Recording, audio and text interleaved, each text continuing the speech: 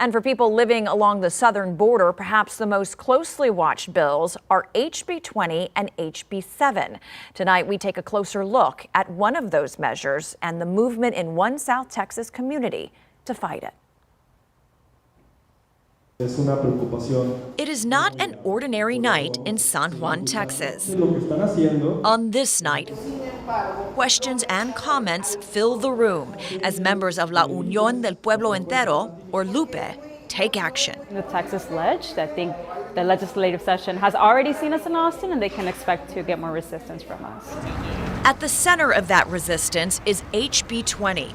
It proposes the creation of a so-called border protection unit, which would be made up of civilians with authority to arrest, apprehend, or detain persons crossing the border unlawfully.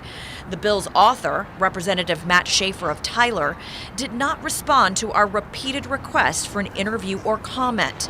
But his bill states the purpose of the unit is to deter drugs and border crossings. Many here tonight, though, don't see it that way. These bills is a full-on attack on border communities in a way that we haven't seen it before, at least in a really long time. Es preocupante lo que esta propuesta viene, ¿verdad? Y pues tenemos que luchar para parar esto. And the concern over this bill reaching other areas of the state, too.